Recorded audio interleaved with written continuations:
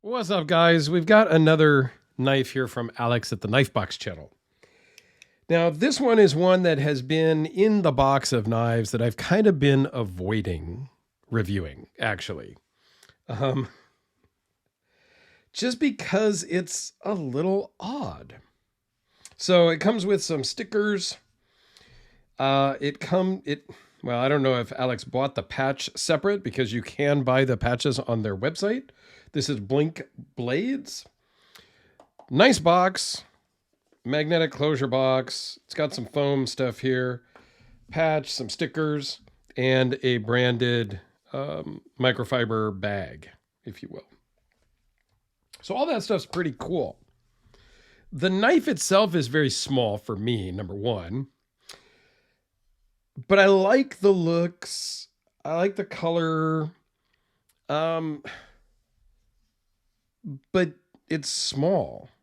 So for me, I was kind of avoiding it because I don't know, I figured I'd get to it. I also don't love the action. Well, I love the action. I don't love the flipper tab. So it's almost a hidden tab.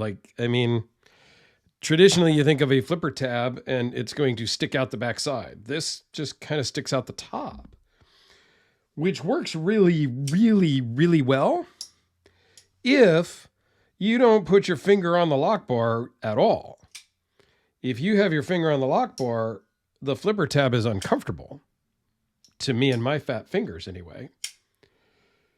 It fires like a rocket, but I always found myself checking to make sure my finger was not on the lock bar because of just the way it is. And then my finger, over time of playing with it, you can see it's starting to get a, indentation here, and it's just been a couple of minutes. So it's not the most comfortable of flippers. Okay, we'll leave it at that. And I love their website, and I did not come up with this comment or this tagline, but they call this practical, not tactical. And man, is that not true? It's a small guy, under 3-inch blade, and we'll talk about all the specs here in a second. Let's just zoom in and take a close-up look. If it will, there it goes. A very nice stonewashed blade. Now you can kind of see right in here, there is a transition. It's got a flat, hollow grind main blade is hollow ground here. And then right at the tip, much like a Tonto, it transitions to be it's a flat grind. Best I can tell. It's hard to tell and it's hard to see. You can't even really see the transition, but you can feel it as you run your hand across. It does a distinct change in angles and stuff right in here, which is super cool. So you have a lot of strength here at the tip for piercing and prying. Not prying. We don't use our knives to pry. This one has just a DLC coated handle. Hidden D shape in the pivot. So it's a captured pivot. Caged bearings. Titanium pocket clip with contrasting color.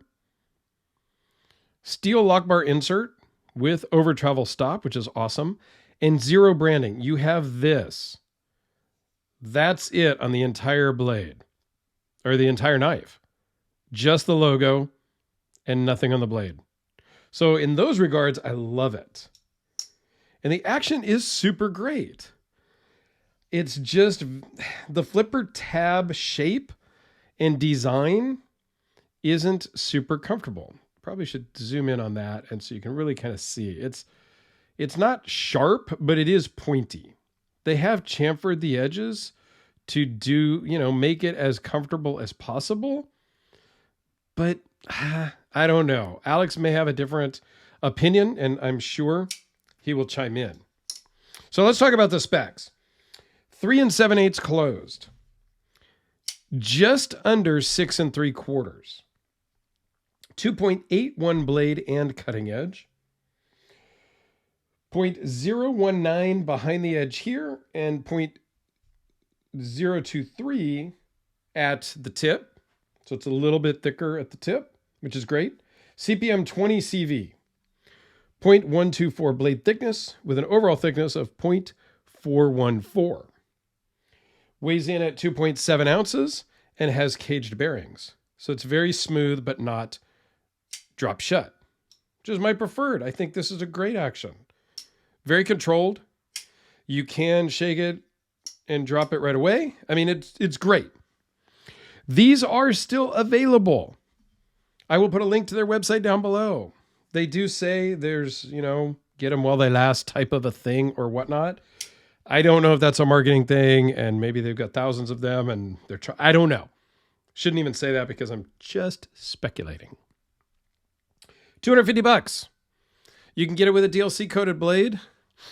You can get it with purple handles. You can get it in a couple different configurations. And if you want to spend a little bit more, $575 gets you one with a Damasteel blade, which is pretty cool looking. I'm not going to lie. I really want to like this. I just can't because of the flipper tab. Okay? That could just be my problem. So let's do some size comparisons with the AA battery and the D cell battery. How about the Sharpie and a number 2 pencil? Spyderco Delica. And a little bit of something that dropped on the blade. So it's a small knife, guys, but it works great in the pocket. Feels good in the hand.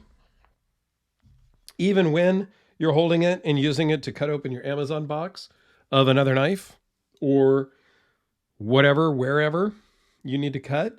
This is going to be good in areas where something big is going to scare people. Like the Frederick knives. This looks mean. This looks utilitarian. I get it. I do take those considerations into account when I go places. This one may also not be user-friendly in a public environment because, again, Custom Hellraiser looks kind of scary and, evil, if you will. To some people, not me. But this is great for those types of environments. And a super usable blade, very utilitarian. So all in all, I think it's cool. I just am not a fan of the flipper tab. So Alex, I'm sure will chime in with his thoughts on that, but there you go. Cool little knife that is available. Link down in the description. Thanks for watching.